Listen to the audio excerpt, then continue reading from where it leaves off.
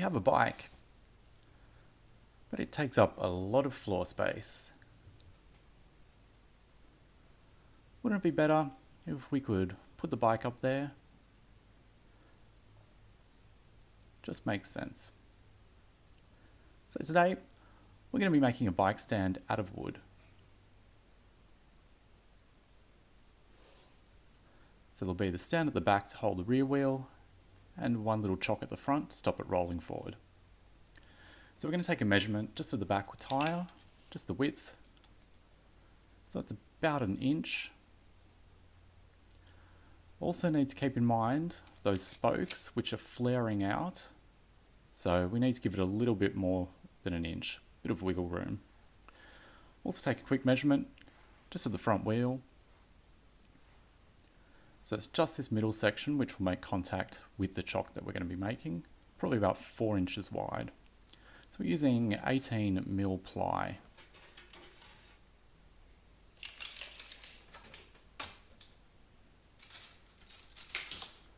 So this particular sheet, 90 centimeters, piece of scrap had lying around, by 30 wide, but just whatever you have lying around will be fine. So we've marked up a bit of a template. It's a bit hard to see on the camera.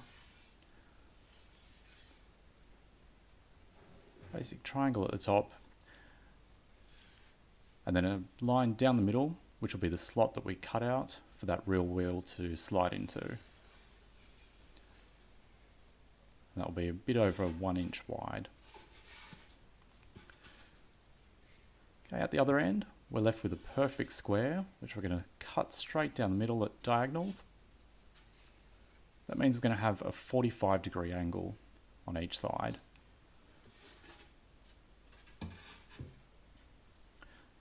So the timber's going to sit using those triangles for a 45-degree angle. Slot straight down the middle. The wheel will roll in just like a piece of tape. For this curve at the top, we use this roll of tape and just trace around it. Just whatever you've got lying around will do the trick.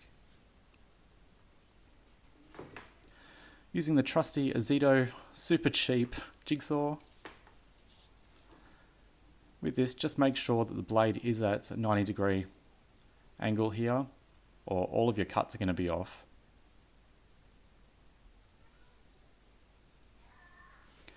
So we're using the spirit level here just as a bit of a guide for the jigsaw to try and get a bit of a straight line. But really, if you have a steady hand, you're probably just going to be okay without any sort of guide.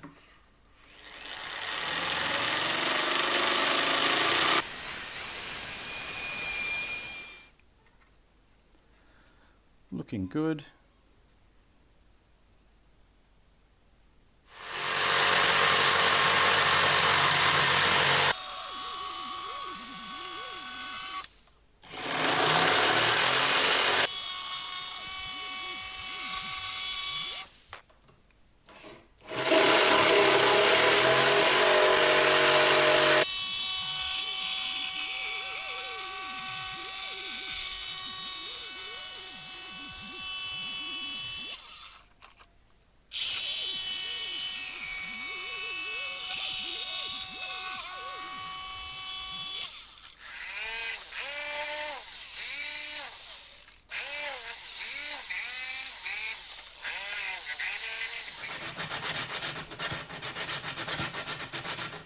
Bit of sanding off, and pretty much done already. So this is going to sit at that 45-degree angle. Get a better idea now of what it's going to look like. The triangle just wedged underneath, and we'll screw it in from the top. It's going to sit about 1 inch or 2 in from the sides.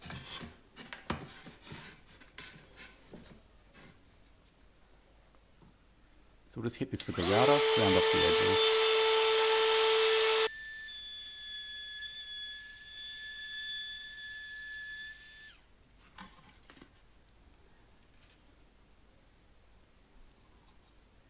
We'll smooth off these as well, just a bit of sandpaper.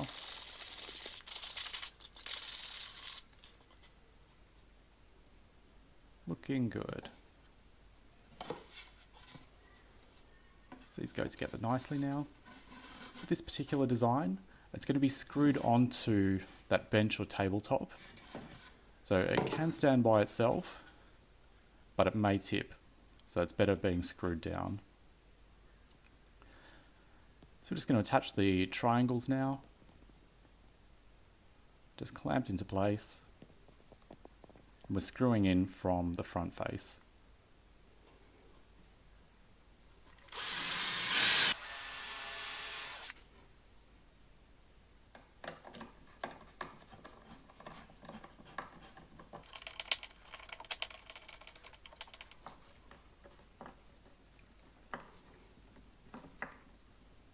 Now I'll just do that a few more times for the other holes. And you're left with the stand.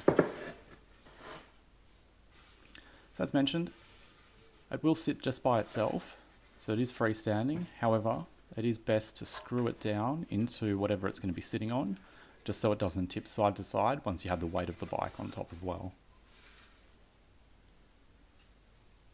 Now just for the chock for the front wheel, about 4 inches wide, a bit less than the width of the tyre, so it sits on top.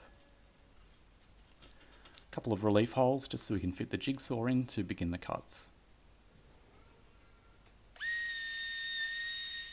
Now I missed out the video of the cut, so we're straight on to hitting it with the router, just to round off the edges.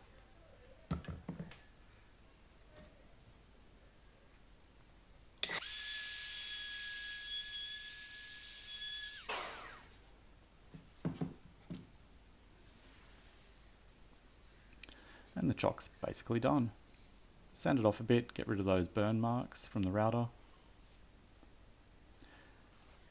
We're putting a bit of non-slip mat, which we'll just glue on. This will stop it sliding around.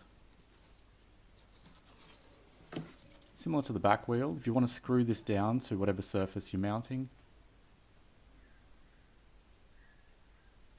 And we've got our rear stand as well as that front chock.